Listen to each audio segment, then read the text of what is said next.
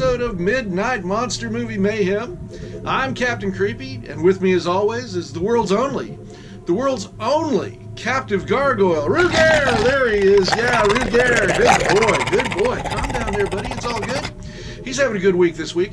He's got to go to the coffee stand every day this week and see the coffee girls, and that makes him a very happy gargoyle. Very happy indeed. I know. We'll go there right after the show. It's all good. Let's move on to the movie tonight from 1965. It's Frankenstein meets the Space Monster. Frankenstein meets the Space Monster. Frankenstein is a kind of a jazz riff in this film, because it's not really there's no real Frankenstein, but there kind of is. NASA has created this android. His name's Frank, so he's, you kind of get the point there. And he is made up of human parts that are left over from cadavers and what have you, but okay, it's a Frankenstein. It's a government-made Frankenstein. It is what it is. But they're sending him up into space to spare human life. So you see, it's a good reason. It's a good reason. It's all good. It's all good indeed. And the star of the film is the Martian Princess, and she is played by a centerfold from June of 1959. Hey! No, I did not look up her centerfold. No, not on Google. No, I did not do that. No. I'm in trouble with this, Creepy. Oh well, here we go. Let's move on. Here we go, it's time. Go get that big bowl of popcorn. Get your favorite beverage. Get your favorite comfy object. Kick back and enjoy from 1965. Frankenstein meets the Space Monster. And the Space Monster's really cool.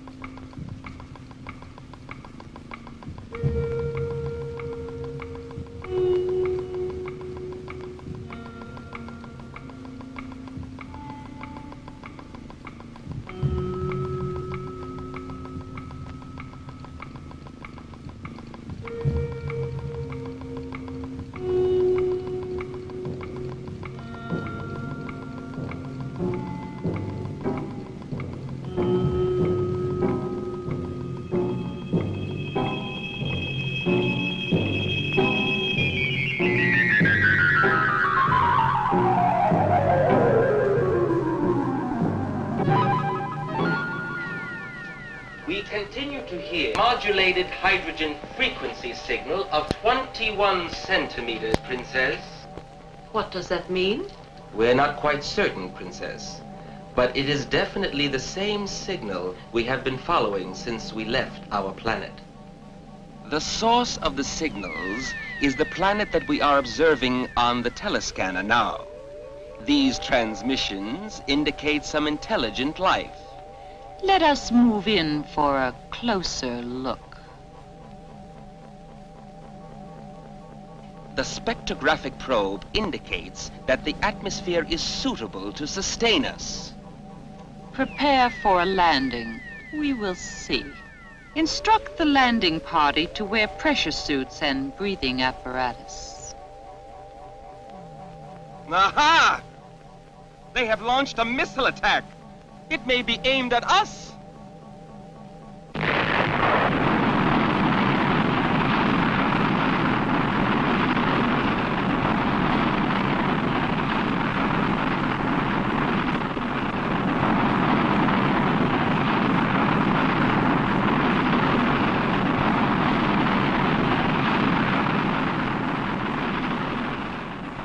destroy the missile, my dear? Yes, Princess.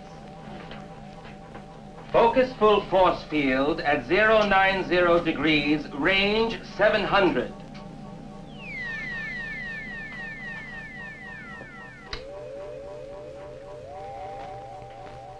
And now, maximum energy.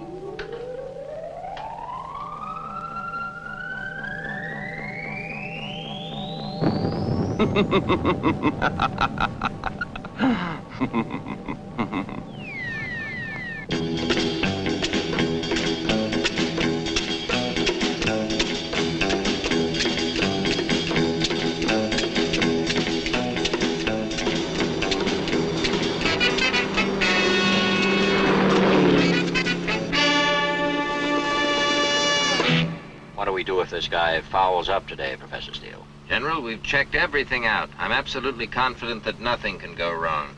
I hope so. Now, we'll have to try it your way. We've already lost 3 boosters in a row. How are you doing, Miss Grant?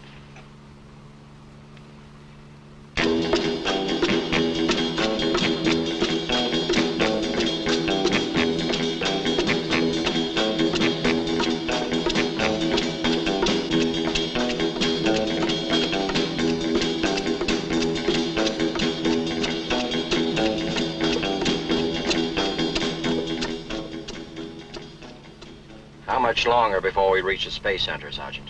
About 5 minutes, sir.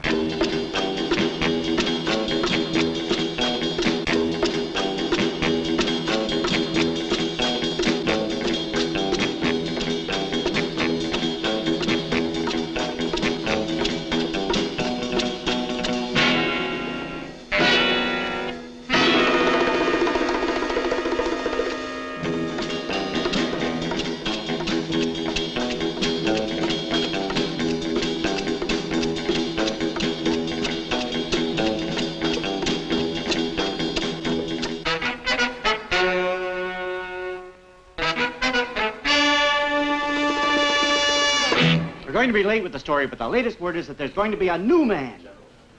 I'm hanging up. They just walked in. General, sir, is it true that we heard that there's going to be a new man chosen? Gentlemen, take your seats. Gentlemen, please take your seats and the press conference will begin. Thank you, thank you. Gentlemen, we have just returned from our last meeting with our science advisors, and I'm happy to report that the launch is ready to go on schedule. The countdown will begin at 0800 tomorrow. And now, gentlemen, I want to introduce the astronaut chosen for this mission, Colonel Frank Saunders. Colonel Saunders will answer any questions that you might have. Frank? Dr. Steele is an optimist. What he means is I'll try to answer your questions. Colonel, aren't you just a little concerned about making a trip of 49 million miles alone? And when you do get to Mars, do you still expect to be alone, or do you expect to find other life? I'm completely trained and ready for this mission. I'm not concerned. Now, fear is either physiological or the result of ignorance and superstition. I'm in good physical condition, and I haven't had the time to get superstitious. On the basis of all available data, it would be impossible to determine conclusively whether or not there is life on Mars. That's one of the things I expect to find out. Colonel, we understand that the radio telescope located on the downrange island complex has been receiving signals in answer to their transmissions, which may be from either another civilization or from a space vehicle itself. These signals could come from several sources. There's been no official agreement as to their origin, nor has there been anything to prove that they were sent by other intelligent beings. Colonel, how did you get picked for this project? Aren't there more experienced astronauts available? My career in the military prior to this mission was in test flight operations. Now, as I understand it, all the data on available test pilots was fed into a computer, and the results seem to indicate that I am the most likely candidate. Of course, I'm proud and happy to have been chosen, but I make it a rule never to question the decisions of my superiors. Colonel, I've been covering the space program for quite a long time, yet prior to the day, I never even heard of you. How do you explain that? I guess I'm the shy type.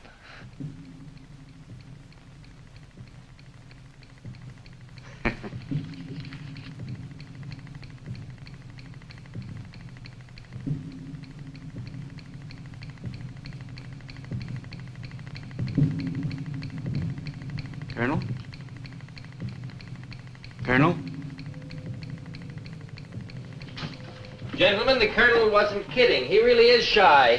Well, it's been a long day and we're all rather tired. Gentlemen, this press conference is concluded. Let's all clear the room now. Drinks at the officers' club are on me. That's a good idea. Plenty of phones there, too.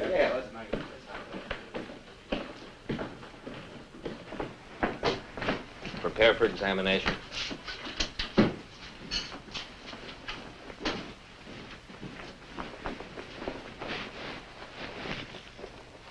Gloves.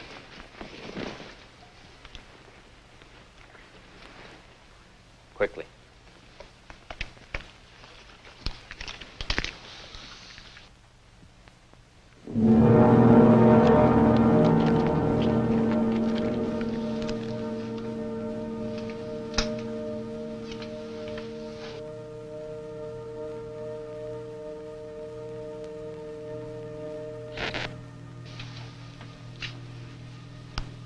Karen, get me the silica gel. Afraid we've still got a problem with the humidity in this atmosphere.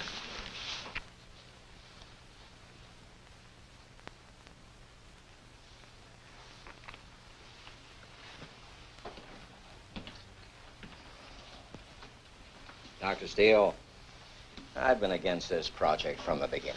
I know you have, and I know that you are not alone. You have friends in high places, and science is supposed to have all the answers. But this has got to work.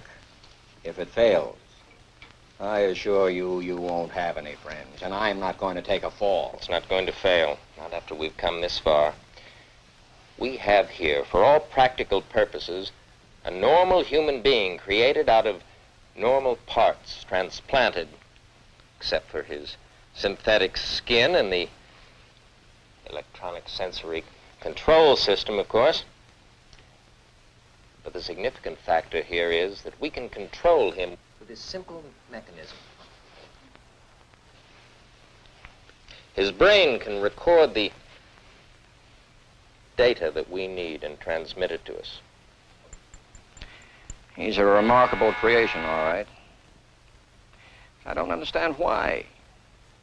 We have plenty of men, good men, who are willing to risk their lives in space exploration. Exactly, risk their lives. Well, why risk one? We can learn all we need to know about extended space travel without the loss of a solitary life. That's the whole point, General. Besides that, we don't have to contend with the possibility of human error. And that's fine, Steele. But what if the machine breaks? Or something goes wrong with his brain?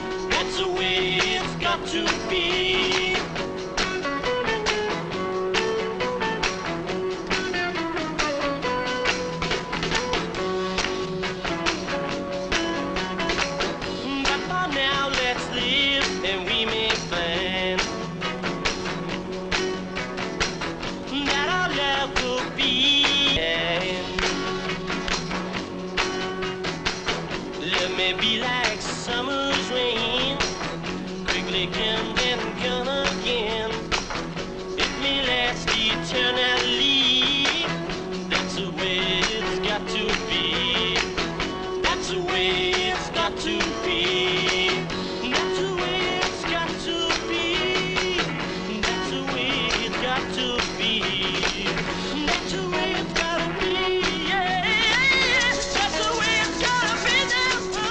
Okay.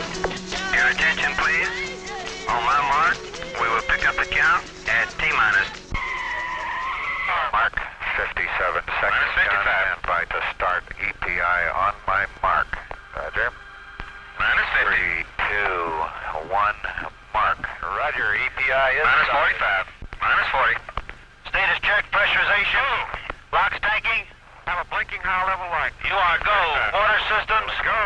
Range operations. Clear to launch. Go. All pre-start panel lights are correct. The ready light is on. Eject umbilical. Oil evacuate. Umbilical clear.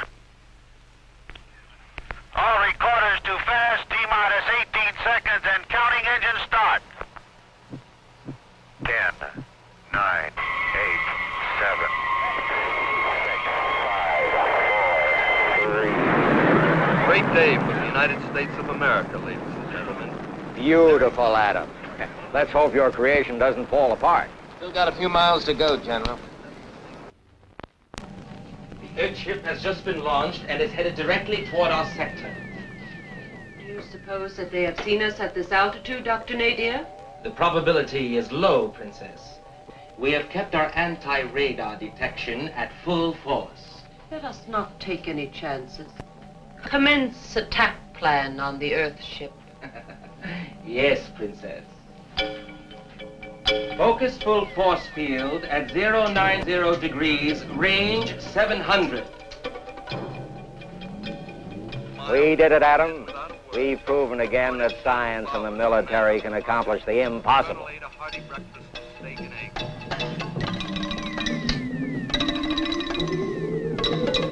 And now, maximum energy.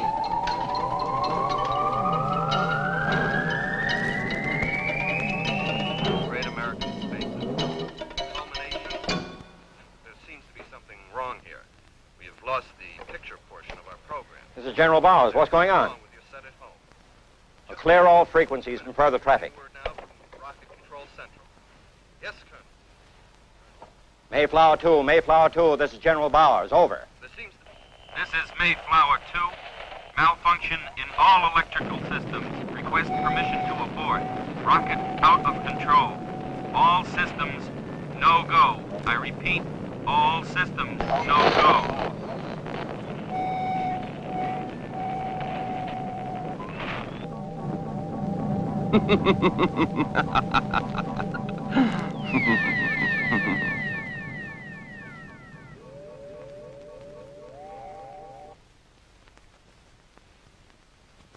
Use emergency escape equipment. Over.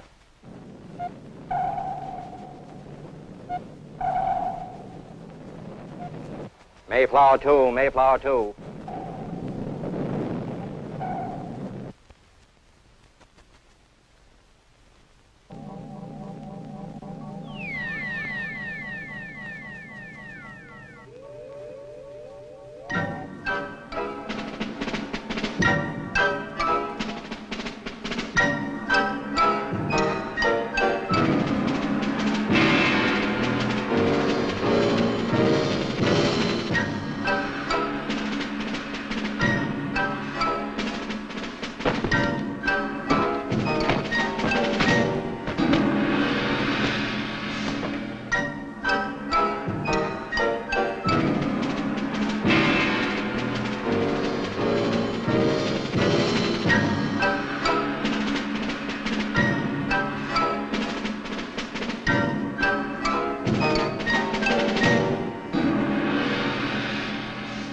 Earthship pilot has ejected. Pilot? They have pilots on their missiles? You fool! That obviously was not a missile, but a spaceship. If they have sighted us, all of our plans will be endangered. We have lost him. Find him. Find him and destroy. We must land immediately. Stations for landing. Fire retro rockets. Activate pressure equalizer. Landing pods down.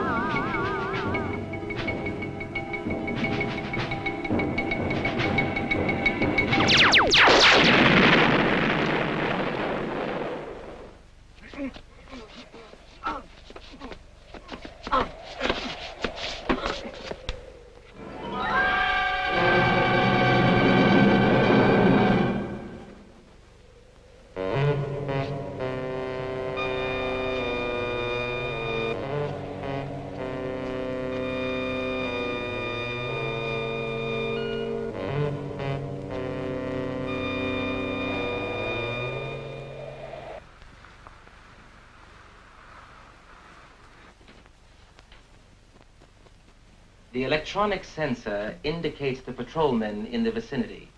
They should return momentarily. Shall I initiate preliminary pre-takeoff procedures? Wait until they return. Then we will initiate takeoff procedures and proceed with the optimum pollinization study as scheduled. Very well, Princess. I'll notify the crew.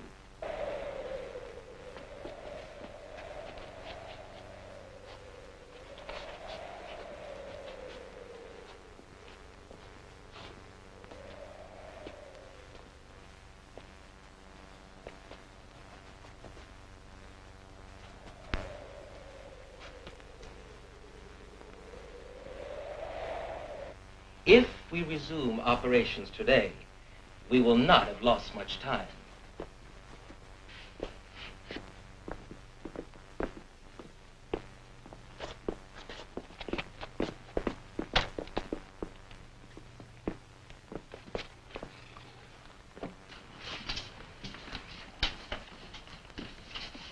What has happened here?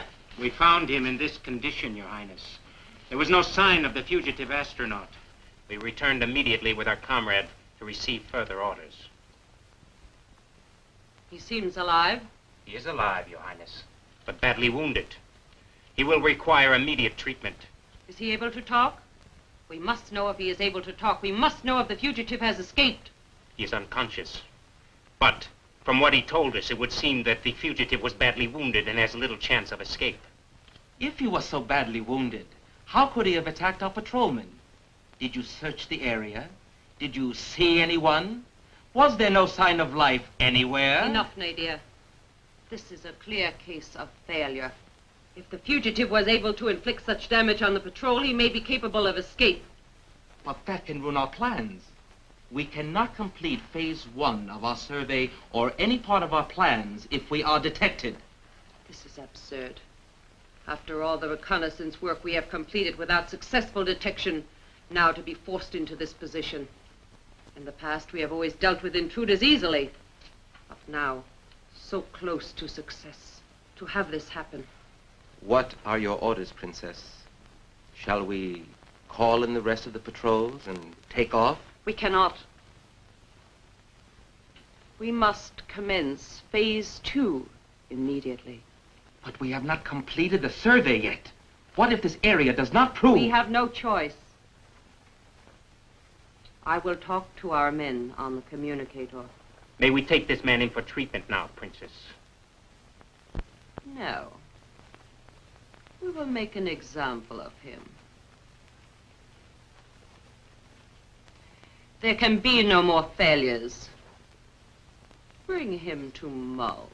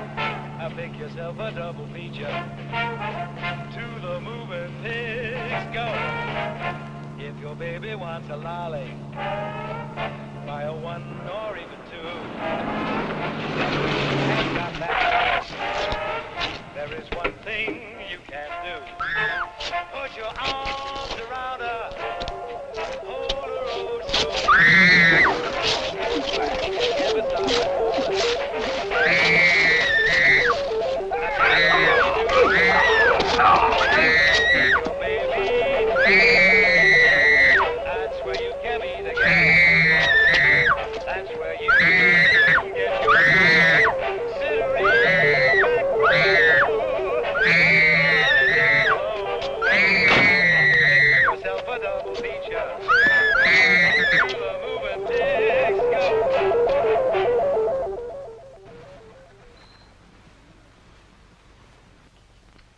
communicator is ready, Princess.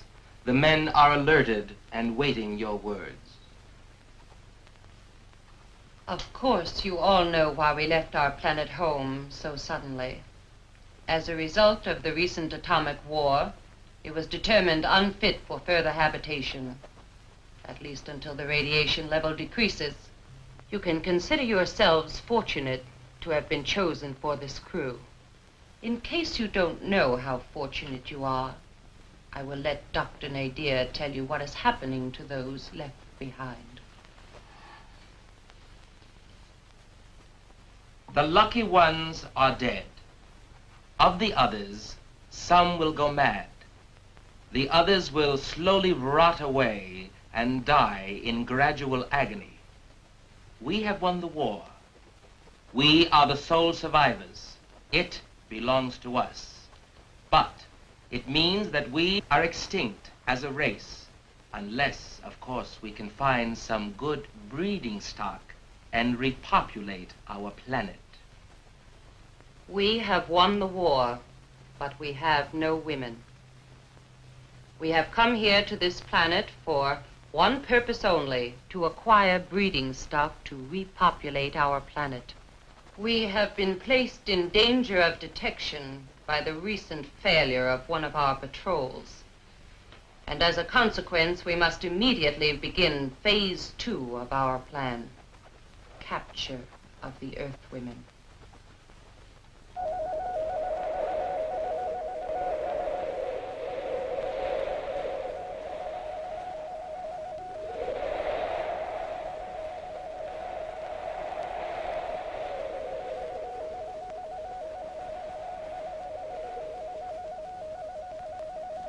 There it is again.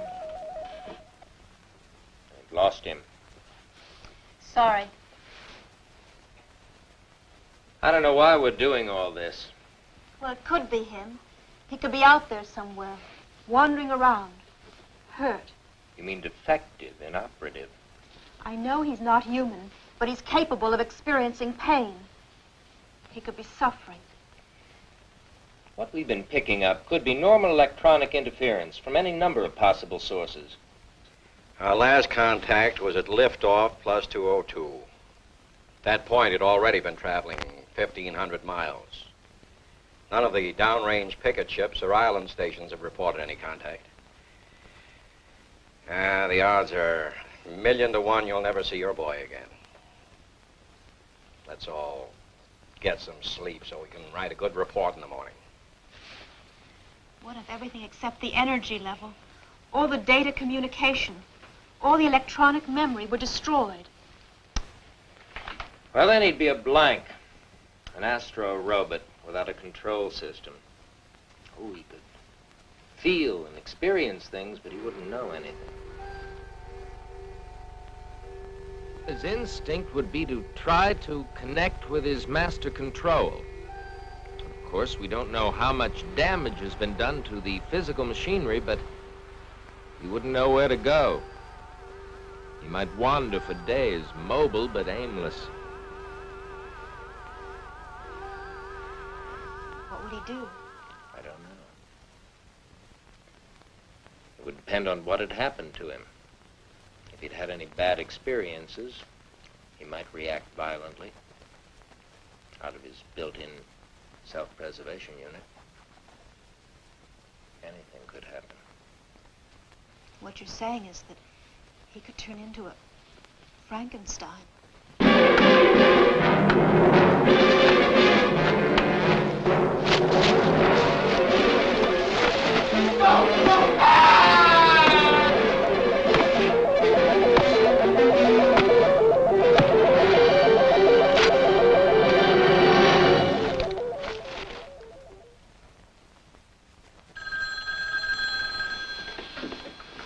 General Bowers.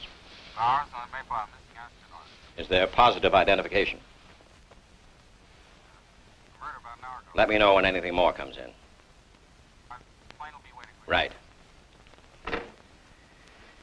They found the capsule in Puerto Rico. There was no one in it. We've also gotten reports that There was some violence in the area by someone who they said was wearing something that looked like a spacesuit. Those signals must be Frank after all.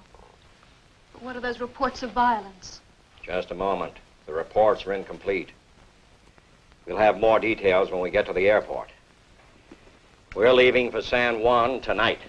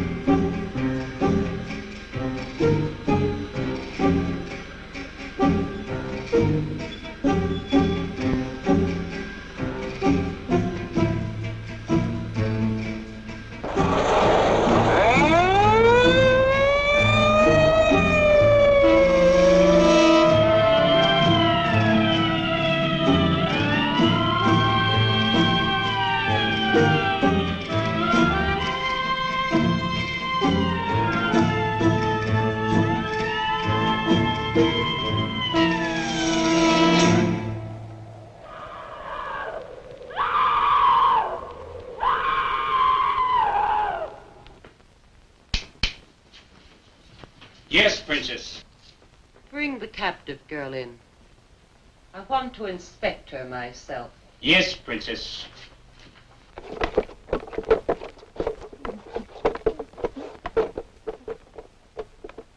I understand that this is a good specimen, Nadir. I hope so. We have no more time for failures. I saw her myself. I feel you will be pleased, Princess.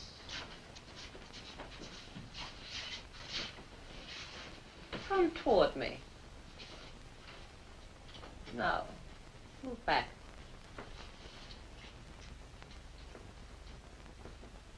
Turn around.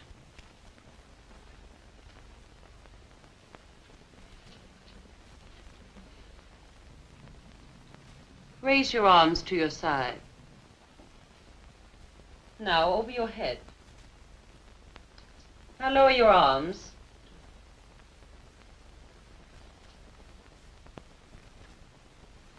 Very good. We have done well, Nadia. I am pleased, Princess. You are satisfied. I will be satisfied when we have enough more like her to commence phase 3. Place all available men into this operation commencing at 1800 hours.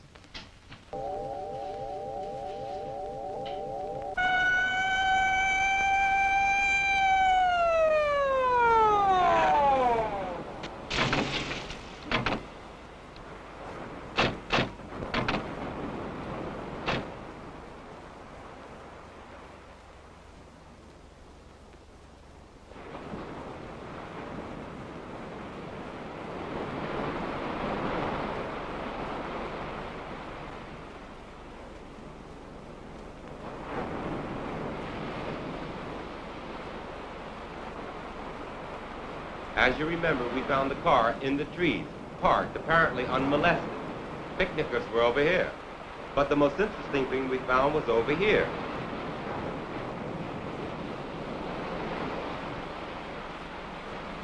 Dr. Steele, I'd like you to explain this to me. It's like the sort of specimens we picked up around Los Alamos. May I use your radio to call headquarters? I want to advise defense to take this matter under our sole supervision. It is radioactive. But Adam, what is it? Well, it was sand. Now it's glass, fused together by some enormous concentrated heat.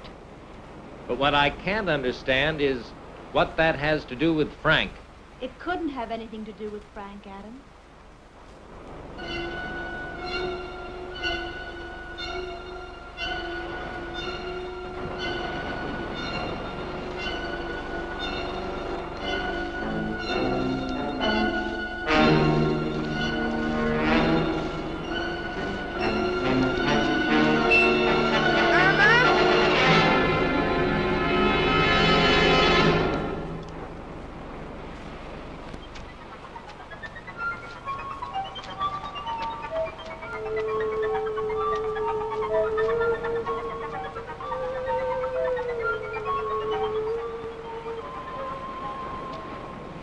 I have a hunch we're going to find him somewhere down here. We'll have the situation under control soon. We've spotted that creation of yours. If he gives us any trouble, we'll bring you back to pieces.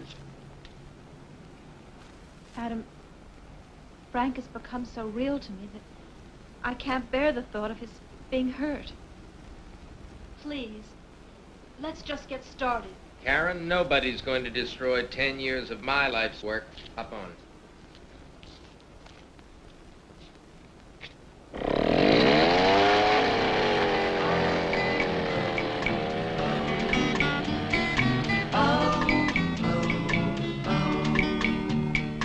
We'll walk in the rain if you really care to. We'll do everything that lovers do, 2 by 2. To have and to hold you this. I've often told you I love you. Yes, I do.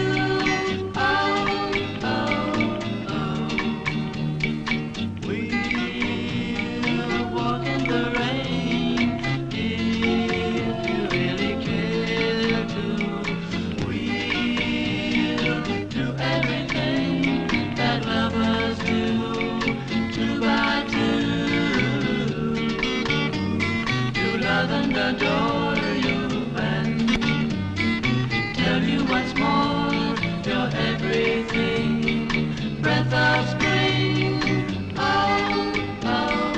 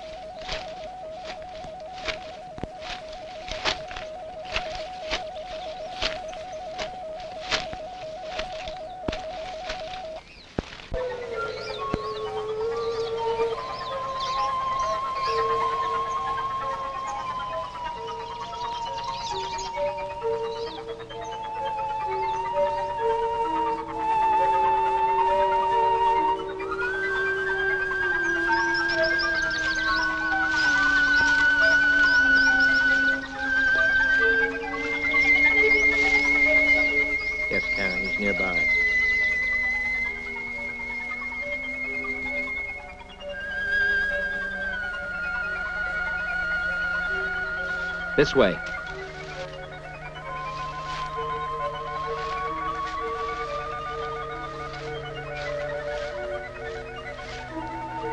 The signal's very strong now.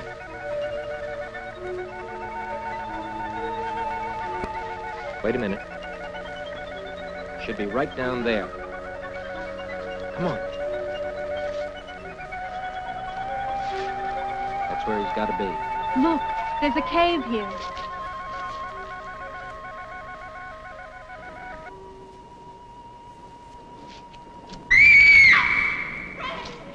Frank. Frank, can you hear me? Frank, can you hear me? Frank, put your hands down. Down. Hands down, Frank.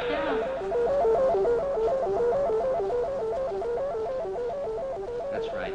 That's right, Frank. Okay. Put him down. Put him down gently.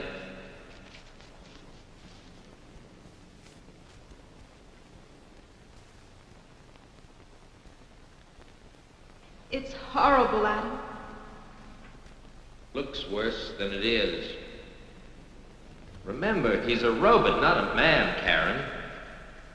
I know. This is the wrong place. I'm sorry. Thank you.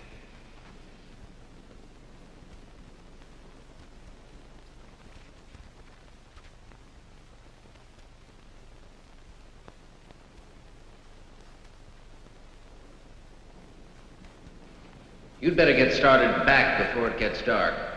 I'll stay here and try to finish repairing Frank. Tell General Bowers that we've got to have some men. I'd rather stay with you, Adam.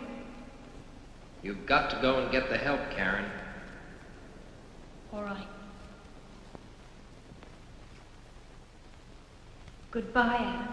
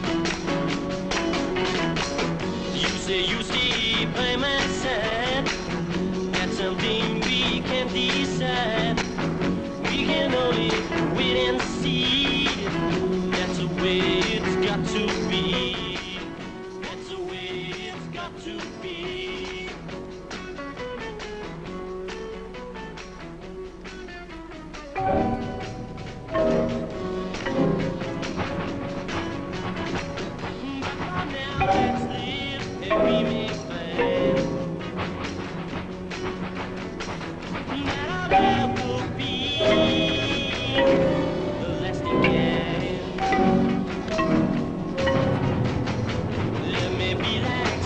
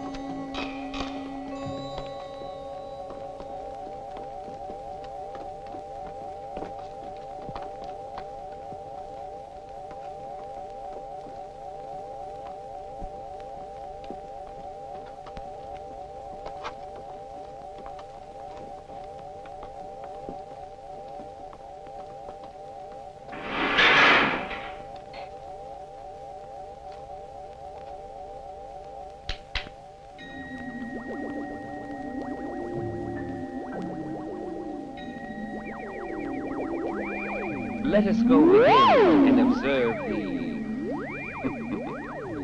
purification. I am sure you will enjoy seeing what we have set up.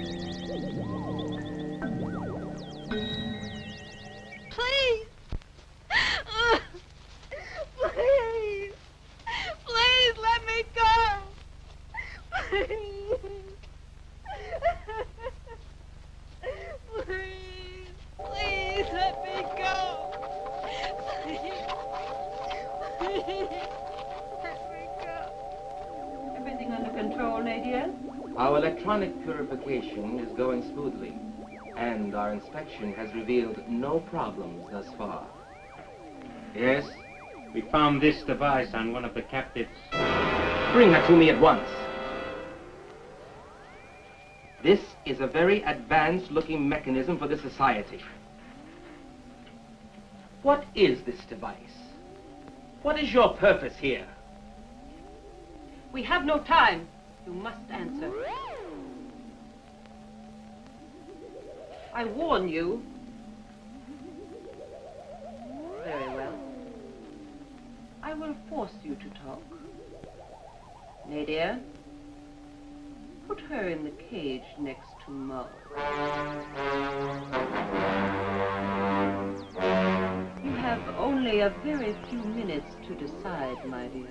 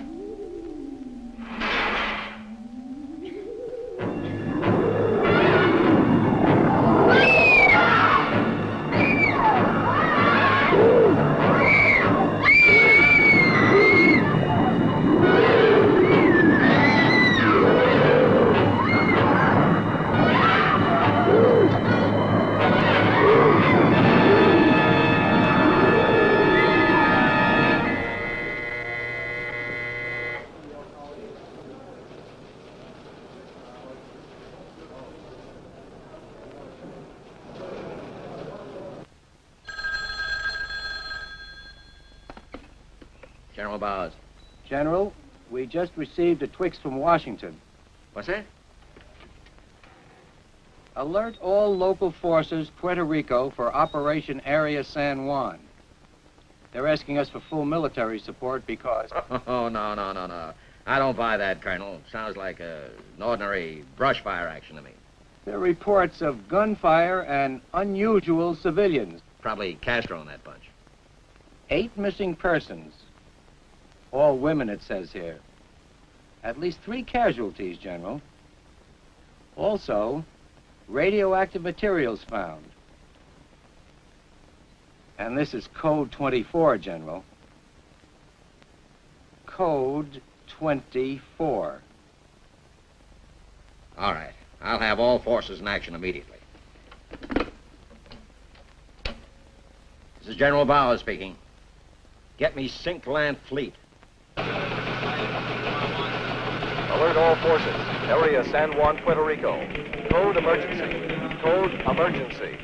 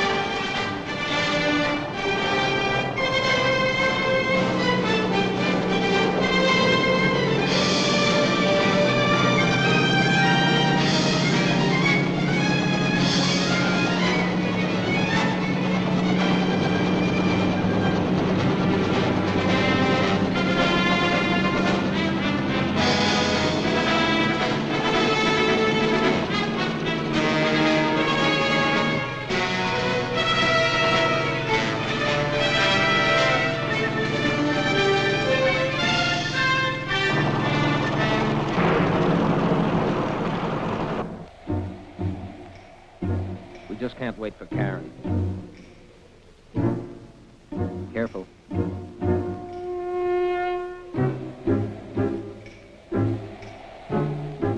Don't try to talk anymore. Just be quiet and follow me.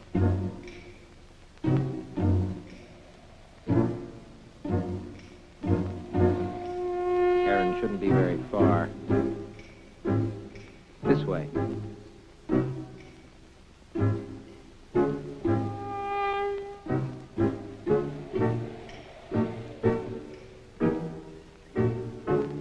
Should have been here.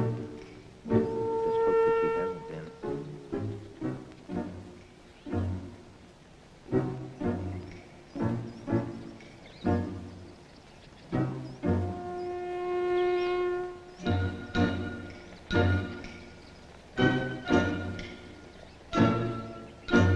No, don't look back, Frank. We're safe. I wonder where Karen is now.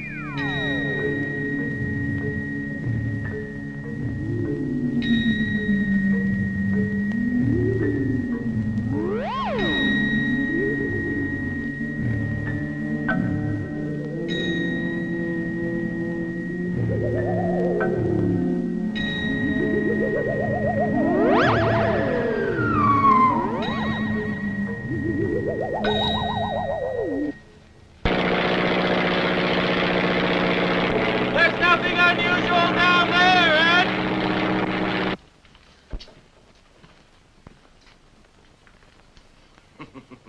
I think she's had enough, Princess. Let me see if she has any other Earth devices in her satchel.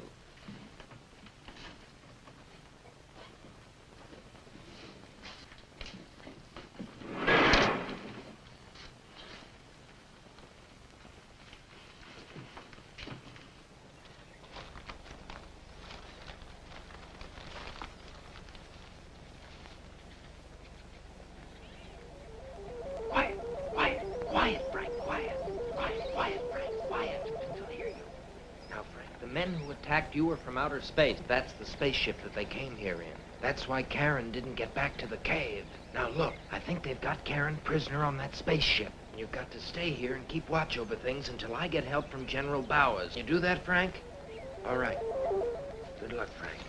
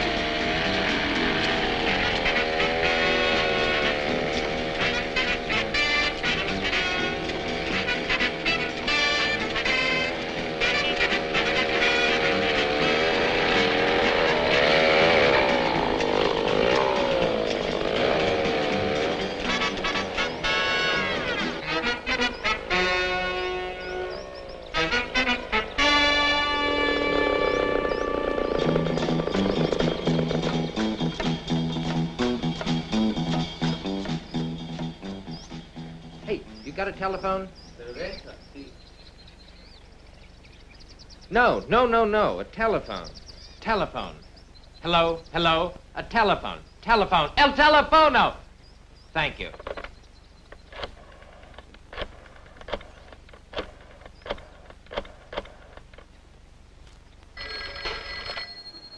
"33rd Commo Detachment, Lieutenant Denny speaking." Listen, I've got to get word immediately to General Bowers. No, it can't be done, sir. Why? Because General Bowers is out on Project Mayflower. I know that. That's exactly why I've got to get this message to him. Now, look, you tell him that Dr. Adam Steele is reporting that he has sighted a spaceship 2 miles northeast of coordinates D1 and 18.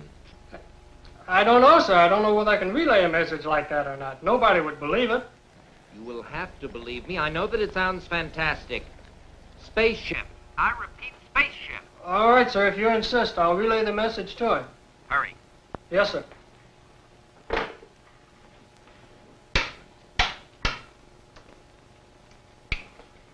Bird Dog 1, this is Commo 3, over. That's Bird Dog 1, over. Bird Dog 1, I have an urgent message from Adam Steele for General Bowers. Priority 1. Bird Dog 1 to Commo 3. What is your message? Over. Adam Steele says he has found a spaceship. Spaceship? Is that the message? That's right, a spaceship. At coordinates D118. Well, he's right below me. I'll relay the message. Over now. This Bird Dog 1 calling Red Hook. Urgent message for General Bowers from Adam Steele. Do you read me?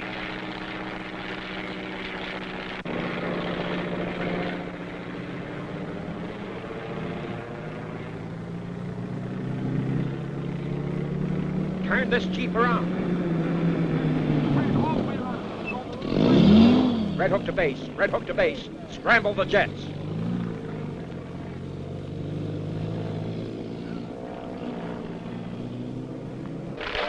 Scramble all jets. Scramble all jets.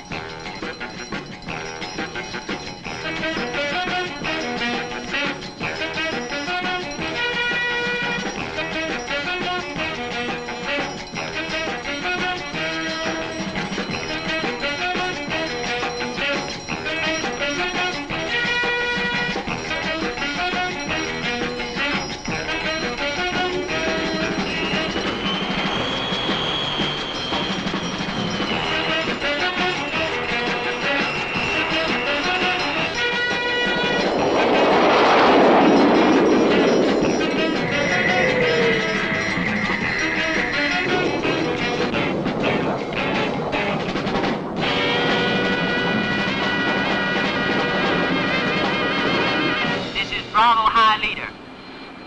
We'll approach our objective with full offensive strength.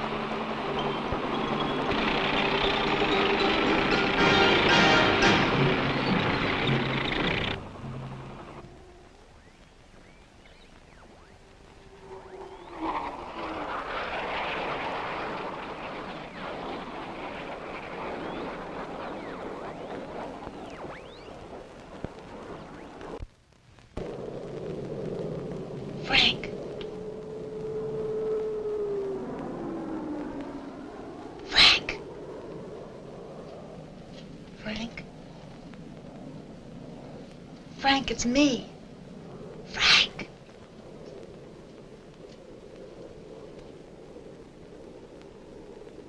It's all right, it's me.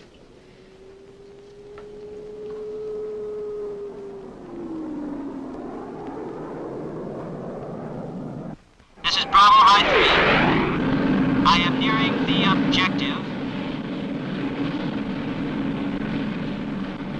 Minus 2 miles. Calling Red Hook for instructions. Bravo High. This is Red Hook. Go ahead. I've sighted the objective. Is there anyone near the ship? Negative. There was activity, but the area's clear now. Very well. Try a rocket barrage and report results immediately.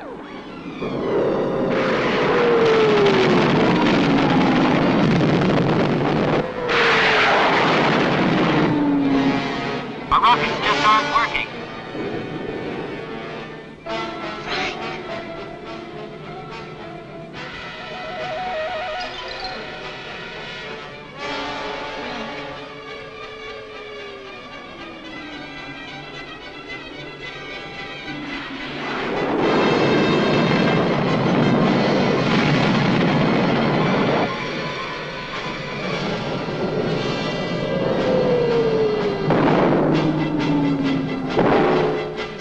They cannot do any damage to our ship.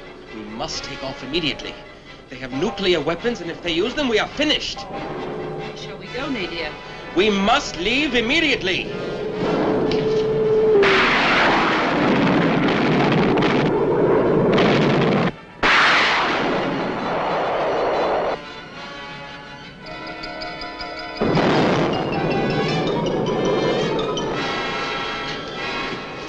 The other women first. They're in there. Hurry.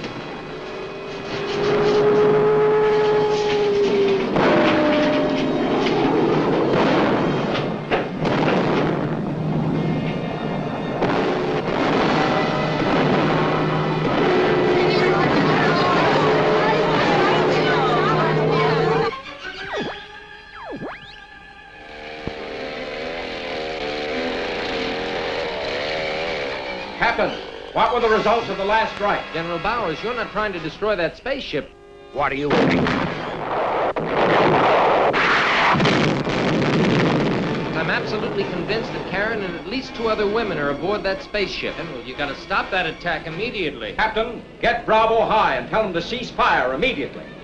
Bravo High. The orders are to cease fire. Stop the attack.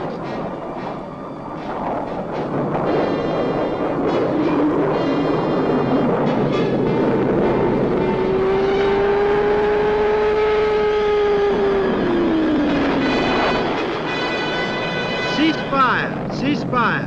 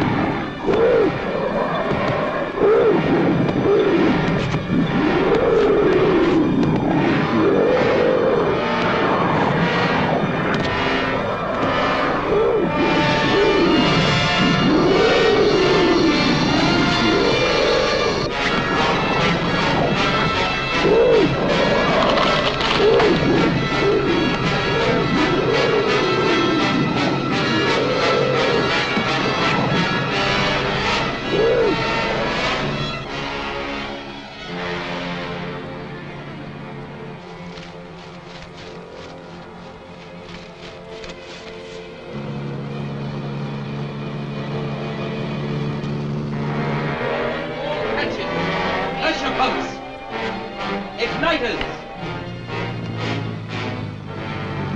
Adam! Oh, Adam! Adam!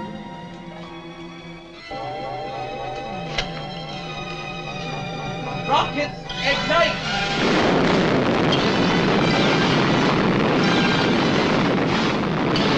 Full power!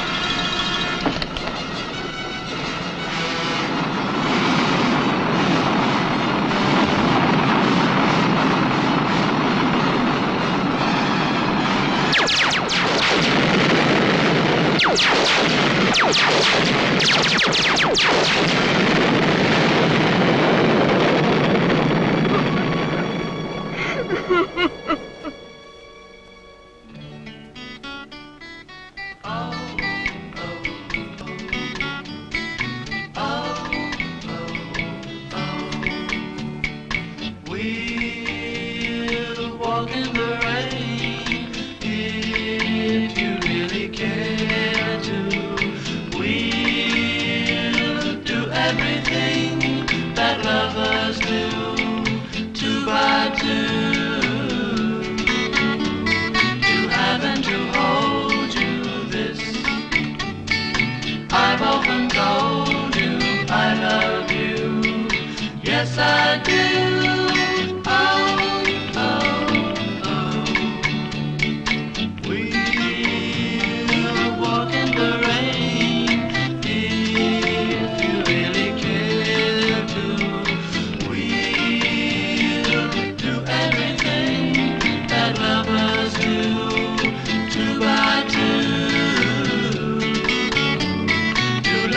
Adore you and tell you once more you're everything.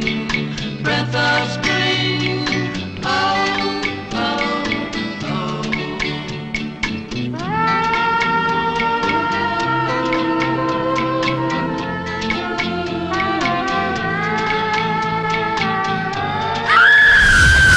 Well, I hope you enjoyed the film tonight. The Frankenstein meets the space monster. Marilyn Hanold there, the Martian princess. Yes, I know. No, I did not look her up on Google to see that centerfold. No, I did not. Yes, I did. Oh, here we go. I'm in trouble, Mrs. Creepy. Hey! Yes, we'll go to the coffee stand. Calm down, Rugair. We'll go to the coffee stand. Anyway, back to that actress. You may have recognized her from another movie we've run before on Midnight Monster Movie Mayhem. The Brain That Wouldn't Die. She was the dismembered head in The Brain That Wouldn't Die. But tonight, it was Frankenstein meets the monster. And I hope you enjoyed the film. Hope your comfy object is equally sore as they should be, as it always must be. And until next time on Midnight Monster Movie Mayhem, may your days be scaralicious and your nights frightfully delicious. I'm Captain Kevin, he's Rugair, and she's Mrs. Creepy. You have a great evening. Bye!